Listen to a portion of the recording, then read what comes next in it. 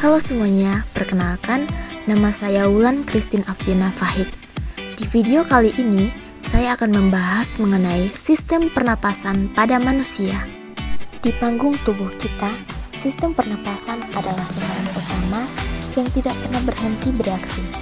Seperti aktor yang tidak pernah kehabisan energi, sistem ini bekerja tanpa henti mengatur ritme pernapasan kita dengan ketelitian yang menakjubkan. Pernapasan atau bisa disebut juga dengan respirasi yang dapat didefinisikan sebagai sebuah proses pengambilan oksigen dan pelepasan karbohidrat dan penggunaan energi yang ada di dalam tubuh. Ia mengambil oksigen dari udara ke dalam tubuh dan mengeluarkan sisa oksigen menjadi karbon dioksida. Fungsi sistem pernapasan pada manusia yang pertama, menghirup udara dan menghembuskan udara atau bernafas. Yang kedua, pertukaran gas antara paru-paru dan aliran darah. Yang ketiga, pertukaran gas antara aliran darah dan jaringan di dalam tubuh. Yang keempat, menciptakan suara. Dan yang terakhir, mencium bau. Dalam proses pernapasan, kita akan melalui hidung, faring, laring, trakea, bronkus, dan paru-paru. Yuk kita bahas satu-satu. Yang pertama, hidung. Hidung merupakan gerbang utama keluar masuknya udara. Organ ini berfungsi menyaring kotoran dari udara yang terhirup dengan lendir dan rambut halus di dalamnya. Bagian ini meliputi tulang hidung yang membentuk kerangka utama hidung yang memberikan bentuk dan dukungan. Tulang hidung juga membantu melindungi struktur internal penting dari trauma eksternal. Yang kedua, terdapat serabut saraf pembau atau olfaktori yang terletak di atas bagian rongga hidung. Serabut saraf ini adalah bagian dari sistem olfaktori yang memungkinkan kita mendeteksi dan mengenali berbagai bau. Udara yang masuk membawa partikel aroma yang merangsang serabut saraf pembau ini mengirimkan sinyal ke otak untuk diproses. Yang ketiga, ada serabut saraf ke otak yang mengirimkan sinyal dari reseptor pembau di hidung ke otak, khususnya ke area olfaktori di otak. Proses ini memungkinkan kita mengenali dan merespon bau yang dihirup. Yang keempat, terdapat lendir di dalam hidung yang memiliki peran multifungsi. Selain menjaga kelembapan udara yang terhirup, lendir ini juga menangkap partikel debu, kotoran, dan patogen, mencegahnya lebih masuk jauh ke dalam sistem pernapasan. Dan yang terakhir ada silia saraf pembau. Silia ini adalah rambut-rambut halus di dalam rongga hidung yang bergerak secara ritmis untuk mengusir lendir dan partikel-partikel yang terperangkap ke arah luar hidung atau menuju tenggorokan untuk ditelan. Silia memainkan peran vital dalam menjaga kebersihan saluran pernapasan dari kontaminan. Setelah penyaringan di rongga hidung, udara kemudian masuk melewati faring atau tenggorokan. Faring ini memfasilitasi pergerakan udara dari hidung dan mulut menuju laring dan trakea, sekaligus bertindak sebagai jalur ganda untuk udara dan makanan, menjaga jalur pernapasan tetap terbuka selama proses pernapasan dan menelan. Di dalamnya terdapat nosofaring sebagai saluran untuk udara dari rongga hidung ke laring. Nosofaring juga berperan dalam pertukaran udara dan melindungi saluran pernapasan dari infeksi melalui tonsil faring.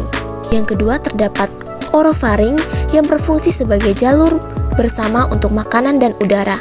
Udara dari rongga mulut dan nosofaring bergerak melalui orofaring menuju laring.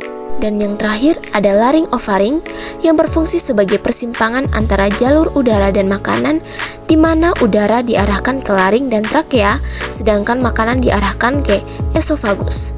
Yang ketiga, laring yang di dalamnya terdapat pita suara yang terletak di dalam laring dan berfungsi dalam produksi suara. Pita suara terdiri dari dua lipatan otot yang bisa bergetar saat udara dari paru-paru melewati laring dan menghasilkan suara. Epiglotif yang fungsinya adalah untuk menutup laring saat menelan, mencegah makanan dan cairan masuk ke saluran pernapasan. Terdapat glotis yang berperan dalam pengaturan aliran udara selama pernapasan dan produksi suara. Dan yang terakhir adalah lempengan tulang rawan yang menjaga struktur laring tetap terbuka dan melindungi pita suara. Setelah itu, kita masuk ke trakea atau batang tenggorokan yang adalah saluran utama yang menghubungkan laring dengan bronkus. Trakea ini berfungsi sebagai jalur utama udara dan laring ke bronkus, memastikan udara yang masuk ke paru-paru telah disaring dan dilembabkan. Selain itu, struktur tulang rawan yang fleksibel tetapi kuat memastikan trakea tetap terbuka selama proses pernapasan.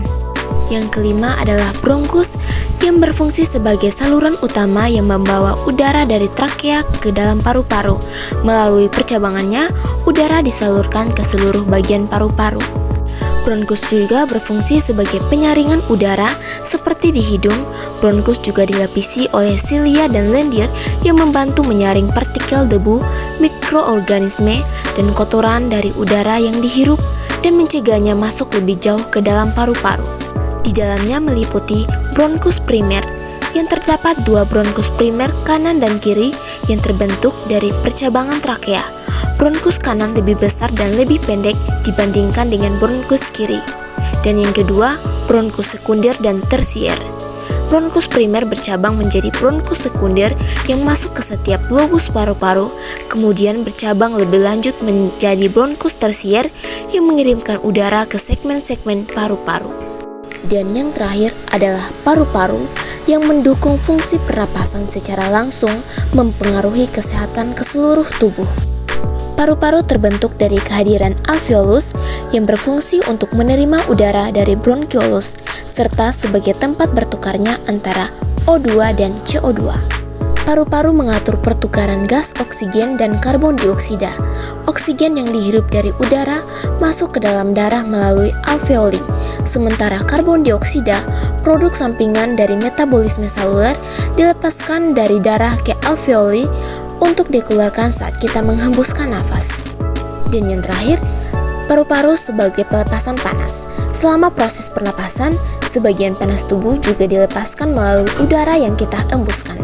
Paru-paru terdiri dari dua bagian, yaitu paru-paru kanan yang memiliki 3 lobus, superior, medial, dan inferior, dan paru-paru kiri yang memiliki 2 lobus, superior dan inferior.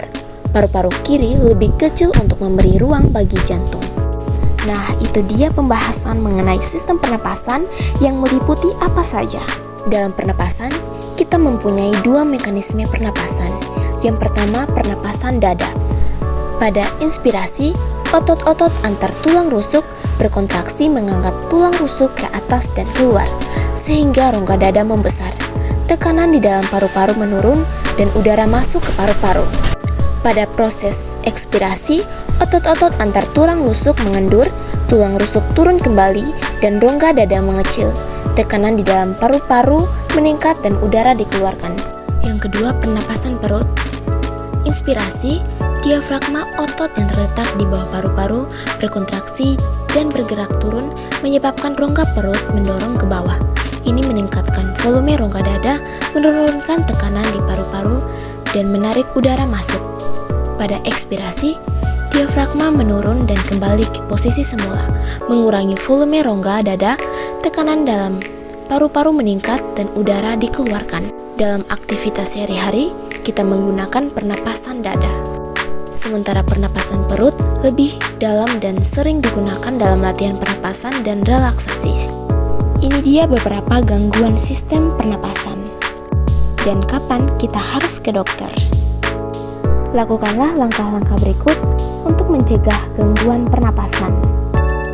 Sekian video pembelajarannya, semoga bermanfaat. Saya atas nama Wulan Christine Afliana Fahik, Program Studi D3 Farmasi Kemenkes Poltekkes Kupang, mengucapkan terima kasih.